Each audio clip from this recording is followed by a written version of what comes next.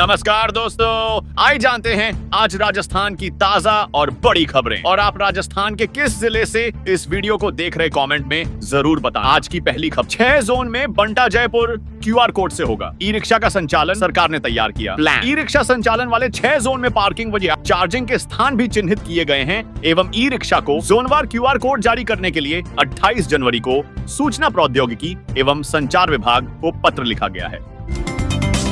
खाद्य सुरक्षा योजना के अपात्र हैं तो 28 फरवरी तक हटवा लें अपना नाम, अन्यथा होगी कार्रवाई। राष्ट्रीय खाद्य सुरक्षा योजना के अंतर्गत लाभ प्राप्त करने वाले अपात्र व्यक्ति के लिए खाद्य एवं नागरिक आपूर्ति विभाग द्वारा 3 दिसंबर 2024 से गिव अप अभियान चलाया जा रहा है। इस अभियान के तहत अपात्र व्यक्ति अपना नाम खाद्य सुरक्षा योजना से हटवाने के लिए आवेदन कर सकते हैं। 28 फरवरी तक स्वेच्छा से अपना नाम खाद्य सुरक्षा सूची से हटवाने वाले व्यक्तियों के विरुद्ध कार्यवाही नहीं की जाएगी। राजस्थान सरकार इस योजना में देती है 41,000 रुपए, अब 12 माह तक हो सकेगा आवेदन। राजस्थान सरकार की मुख्यमंत्री कन्यादान योजना के नियमों में बदलाव किया गया है। आर्थिक रूप से कमजोर परिवारों को राहत देने के लिए राजस्थान सरकार की मुख्यमंत्री कन्यादान योजना के नियमों में बदलाव किया गया है। योजना का लाभ लेने के लिए पहले आवेदन की अवधि 6 माह निर्धारित थी, जिसमें बदलाव कर 12 माह कर दिया गया है। भाजपा ने दिल्ली में से 27 साल बाद स्पष्ट बहुमत हासिल कर लिया है। चुनाव आयोग के मुताबिक भाजपा 41 सीट जीती और 7 सीटों पर उसे बढ़त है, यानी कुल 48 सीटें। आम आदमी पार्टी AAP भी 20 सीट जीती है, 2 सीटों पर आगे चल रही है, यानी कुल 22 सीटें। कांग्रेस को एक भी सीट नहीं मिली।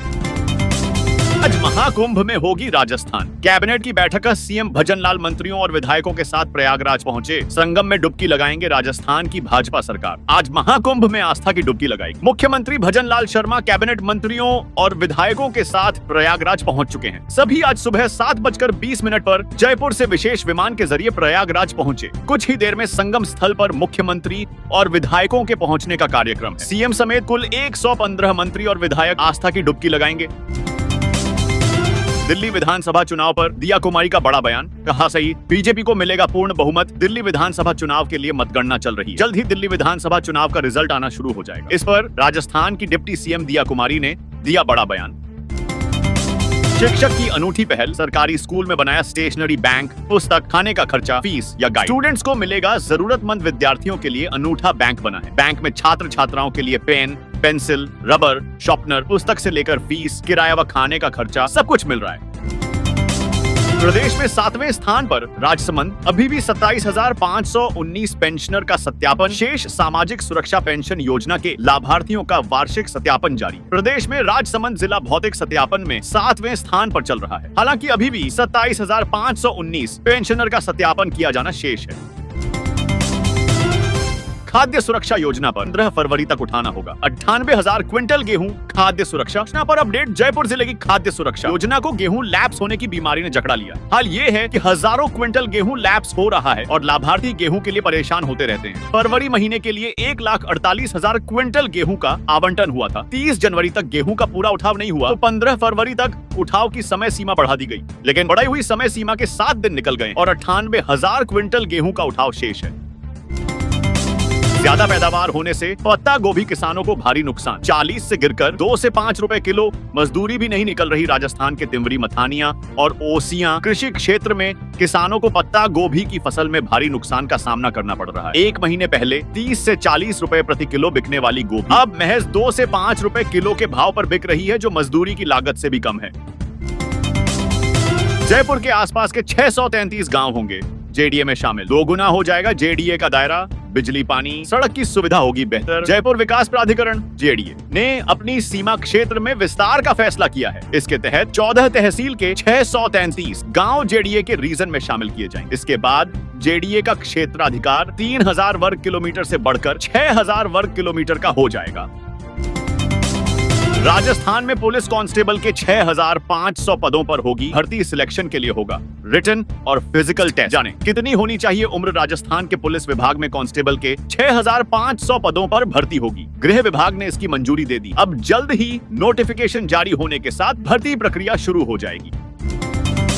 सरकार किसानों छोटे व्यापारियों को 130 करोड़ के लोन देगी। सहकारी भूमि विकास बैंकों के जरिए 5 से 7% की ब्याज दर पर लोन मिलेगा राजस्थान में। सरकार सहकारी भूमि विकास बैंकों के जरिए 130 करोड़ रुपए के लोन किसानों और लघु उद्यमियों को देगी। ये लोन 5 से 7% की ब्याज दर पर लंबे समयावधि के लिए उपलब्ध करवाया जाएगा। लोन देने की प्रक्रिया कई महीनों से रुकी पड़ी थी। इसके पीछे कारण नाबार्ड से रिफाइनेंस की मंजूरी नहीं मिलना था।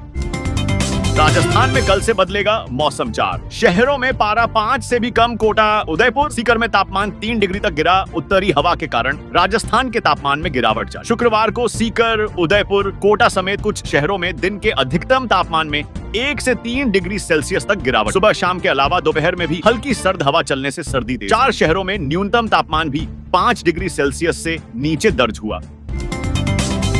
राजस्थान में 10वीं और 12वीं बोर्ड परीक्षा देने से पहले जान लें ये नया नियम, वरना नहीं दे पाएंगे एग्जाम। राजस्थान में 10वीं और 12वीं बोर्ड परीक्षा के लिए इस बार नया नियम लागू किया है। ऐसे में परीक्षा देने से जाने पहले स्टूडेंट्स को इस बारे में जानना बहुत जरूरी है। माध्यमिक शिक्षा बोर्ड अजमेर ने 6 मार्च से शुरू होने वाली 10वीं व 12वीं बोर्ड की परीक्षा को पारदर्शी बनाने के लिए इस बार पहली बार ड्रेस कोड लागू कर दिया है। यानी नियमित विद्यार्थियों को अपने स्कूल की यूनिफॉर्म पहनकर ही परीक्षा देने के लिए जाना हो। ड्रेस नहीं होने पर परीक्षा से वंचित रहना पड़ सकता है।